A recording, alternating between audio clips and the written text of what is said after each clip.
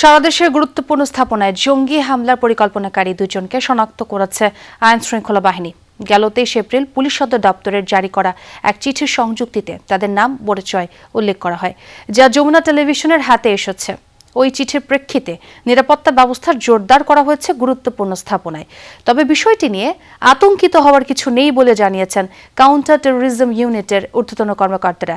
এমন চিঠির গুরুত্ব থাকলেও তাতে শঙ্কিত না হয়ে গোয়েন্দা নজরদারি বৃদ্ধির পরামর্শ নিরাপত্তা বিশ্লেষকদের। রিয়াজ রায়হানের রিপোর্ট। 2016 সাল থেকে পরের 5 বছরে অন্তত ডজন খানেক উগ্রবাদীর আস্তানায় অভিযান চালায় আইনশৃঙ্খলা বাহিনীর বিভিন্ন সংস্থা। যেসব অভিযানে রাষ্ট্রীয় বাহিনীর সদস্য সহ শতাধিক ব্যক্তি নিহত হন। মাঝে কয়েক বছরের বিরতির পর দেশ জুড়ে আবারও জঙ্গি হামলার আভাস দিয়েছে খোদ পুলিশ সদর দপ্তর। সংস্থাটির এক গোপনীয় বার্তায় লেখা হয়, সম্প্রতি গ্রেফতারকৃত নিষিদ্ধ ঘোষিত উগ্রবাদী সংগঠনের সদস্য ইশতিয়াক আহমেদের সঙ্গে চাকরিচ্যুত 2 সেনা সদস্যের যোগাযোগের তথ্য পাওয়া গেছে। তারা দেশের গুরুত্বপূর্ণ স্থাপনায় হামলার পরিকল্পনা করছে।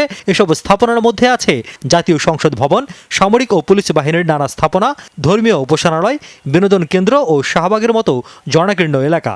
এছাড়া রাষ্ট্রীয় বাহিনীগুলোর অস্ত্রাগারেও হামলার পরিকল্পনা করছে উগ্রবাদীরা। এ প্রেক্ষিতে সংশ্লিষ্ট ইউনিটকে নিরাপত্তা জোরদারের নির্দেশনা দেয় পুলিশ সদর দপ্তর।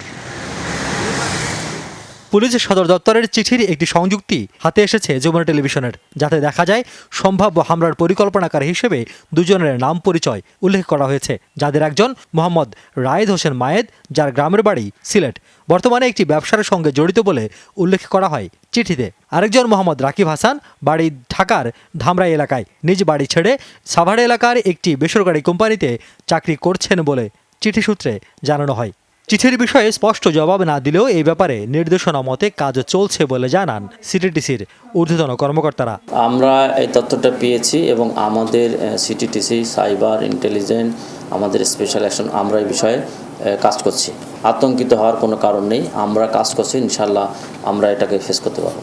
পুলিশ সদর দপ্তরের চিঠিতে চাকরিচ্যুত সেনা সদস্যের বিষয়ে কোনো তথ্য আছে কিনা কিংবা যেসব গুঞ্জন ছড়াচ্ছে সেসব বিষয়েও স্পষ্ট করেননি এই কর্মকর্তা। এটা আমাদের সিকিউরিটি প্ল্যানিং, আমরা সিকিউরিটি প্ল্যানিং অনুযায়ী অ্যাকর্ডিংলি যে স্থানগুলো এসেছে, তথ্য এসেছে, আমরা এই বিষয়ে কাজ করব। আমি এই বিষয়ে আমার কাছে এখনই এরকম স্পেসিফিক তথ্য নেই। ওটা আপনারা যা দেখেছেন আমরাও তাই দেখেছি। হঠাৎ পুলিশের এমন নির্দেশনাকে গুরুত্ব দিয়ে দেখলেও বিষয়টি খুব বেশি শঙ্কার নয় বলে মনে করেন নিরাপত্তা বিশ্লেষকরা। নিরাপত্তা বাহিনী এবং সশস্ত্র বাহিনীর গোয়েন্দা সংস্থাগুলো তারা তাদের গোয়েন্দা কার্যক্রম চলমান রাখবে এবং এরকম কোনো আভাস পেলে এটা আরও তদন্ত করে দোষী ব্যক্তিদের বিরুদ্ধে শাস্তিমূলক ব্যবস্থা গ্রহণ করবে। আমি মনে করি না এটা খুব উদ্বেগজনক কোনো পরিস্থিতি এখনও সৃষ্টি হয়েছে। প্রিকশন আমাদেরকে নিতে হবে, তদন্ত করতে হবে। শুধু একটা জিনিসই আমরা চাই না যে এই গোয়েন্দা নাটক, জঙ্গি নাটক সাজিয়ে যাতে কোনো নিরীহ ব্যক্তির বিরুদ্ধে কোনো অ্যাকশন না নেওয়া হয়। তবে শুধু পুলিশ সদর দপ্তরের চিঠি নয়, এরই মধ্যে পাকিস্তান ও আফগানিস্তান কেন্দ্রিক বিভিন্ন উগ্রবাদী সংগঠনের সঙ্গে সামরিক বাহিনীর সাবেক কয়েক সদস্যের যোগাযোগের গুজবও ছড়ায় সামাজিক যোগাযোগ মাধ্যমে। যেসব গুজব বা গুঞ্জন ছড়াচ্ছে সে বিষয়ে গোয়েন্দা তৎপরতা বাড়ানোর তাগিদ সামরিক বিশ্লেষকের। নজরদারি বাড়াতে হবে, বিদেশি কারা আসে, কাদের সাথে যোগাযোগ করছে, এবং এটা শুরু হওয়ার আগেই মূলেই এটা নিধন করতে হবে আমাদেরকে। এই জন্য নিরাপত্তা বাহিনী, সকল গোয়েন্দা সংস্থাগুলো একত্রিতভাবে কাজ করতে হবে এবং এটার জন্য সবচেয়ে গুরুত্বপূর্ণ হচ্ছে ইন্টেলিজেন্স শেয়ারিং। আমাদের সকল গোয়েন্দা সংস্থাগুলোর মধ্যে একটা প্ল্যাটফর্মের মাধ্যমে সকল তথ্য আদান প্রদান করতে হবে, যাতে আমরা ইউনাইটেডলি এই জঙ্গি সংগঠনের বিরুদ্ধে রুখে দাঁড়াতে পারি।